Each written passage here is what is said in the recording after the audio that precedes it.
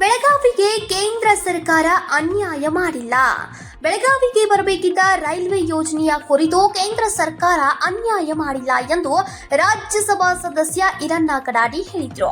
ಸೋಮವಾರ ರಾತ್ರಿ ಬೆಳಗಾವಿಯಲ್ಲಿ ಸುದ್ದಿಗಾರರೊಂದಿಗೆ ಮಾತನಾಡಿದರು. ಕೇಂದ್ರ ಸರ್ಕಾರ ಬೆಳಗಾವಿಗೆ ಸಾಕಷ್ಟು ಯೋಜನೆ ನೀಡಿದೆ. ವಂದೇ ಭಾರತ್ ರೈಲು ಬೆಳಗಾವಿಗೆ ಬರಲು ತಾಂತ್ರಿಕ ಸಮಸ್ಯೆ ಇತ್ತು. ಈಗ ಪುಣೆ ಆರಂಭವಾಗಿದೆ. ಶೀಘ್ರದಲ್ಲೇ ಬೆಳಗಾವಿಗೂ ಬರುವುದು ಎಂದರು.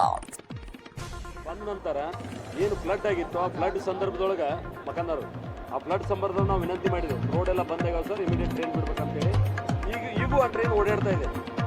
ಎಕ್ಸ್ಟೆಂಡ್ ಮಾಡ್ಕೊಂಡು ಅದನ್ನು ಪ್ಯಾಸೆಂಜರ್ ಟ್ರೈನ್ ಅಂದರೆ ಸಾಮಾನ್ಯ ಜನರಿಗೆ ಅನುಕೂಲ ಆಗೋದು ಮಾಡಿಕೊಟ್ರೆ ಮತ್ತು ಅವರು ಭಾಳಷ್ಟು ವಾಗ್ದಾನ ಮಾಡಿದ್ದಾರೆ. ನಾವು ಮಾತಾಡಿದ್ವಿ, ಈಗ ಹೇಳಪ್ಪ, ಸಬ್ಕಾ ಸಾಥ್ ಸಬ್ಕಾ ವಿಶ್ವಾಸ್, ಸಬ್ಕಾ ಸಾಥ್ ಸಬ್ಕಾ ವಿಶ್ವಾಸ್, ಸಬ್ಕಾ ಪ್ರಯಾಸ್. ಒಂದು ನಿಮಿಷ ತಾಡ್ರಿ, ಆಯ್ತದೆ ಅಂತ ನಾವು ಹೇಳೋದಿಲ್ಲಪ್ಪ. ನಾವು ಯಾರೂ ನಿರೀಕ್ಷೆ ಮಾಡಿಲ್ಲ. ಪ್ರಧಾನಮಂತ್ರಿಗಳು ದೇವಘರಿಂದ ವಾರಣಾಸಿಗೆ ಟ್ರೈನ್ ಆಗ್ತಾರೆ ಅಂತ ಕನಸಲ್ಲೂ ಕಂಡಿಲ್ಲ. ನಾವು ಆ ಇತಿಹಾಸನೇ ಗೊತ್ತಿಲ್ಲ. ನನಗೆ ಫೋನ್ ಬರ್ತದೆ ಪ್ರೈಮ್ ಮಿನಿಸ್ಟರ್ ಮನೆಯಿಂದ, ನಾನು ಮೈಸೂರಿನಲ್ಲಿದ್ದೀನಿ, ಸುಮಾರು आप जाइए 15 को उधर देवघर से ವಾರಣಾಸಿ को ट्रೈನ್ ಬ್ಲಾಕ್ ಎಕ್ಕಿದೆ ನನಗೆ ಹೇಳ್ತಾರೆ.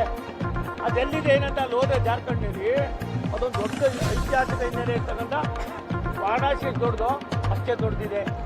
ಈ ರೀತಿ ಪ್ರೈಮ್ ಮಿನಿಸ್ಟರ್ಗೆ ನಾಲೆಡ್ಜಿಗೆ ಬಂದಿದೆ. ಬೆಳಗಾವಿನ ನಾವು ಬಿಡೋಲ್ಲ, ರಾಜ್ಯದ 2ನೇ ರಾಜಧಾನಿ. ಅದನ್ನು ನಾವು ಯಾವ ರೀತಿ ಉಪಯೋಗಿಸ್ಕೋಬೇಕು. ಇನ್ನೊಂದು ಟ್ರೈನ್ ಅಲ್ಲ, 10 ಟ್ರೈನ್ಗಳು ಕೇಳ್ರಿ.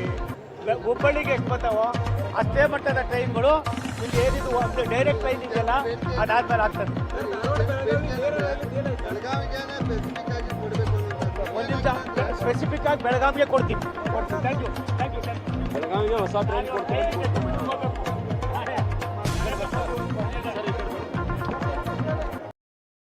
ವೀಕ್ಷಕರೇ, TV20 ಕನ್ನಡ ನ್ಯೂಸ್ ವಾಹಿನಿಯ ಪ್ರತಿದಿನದ ಅಪ್ಡೇಟ್ಗಳಿಗಾಗಿ TV20 Kannada news YouTube channel ಅನ್ನು ಲೈಕ್ ಮಾಡಿ, ಶೇರ್ ಮಾಡಿ ಹಾಗೂ ಸಬ್ಸ್ಕ್ರೈಬ್ ಮಾಡಿ ಮತ್ತು ಪಕ್ಕದಲ್ಲಿರುವ ಬೆಲ್ ಬಟನ್ ತಪ್ಪದೇ ಕ್ಲಿಕ್ ಮಾಡಿ.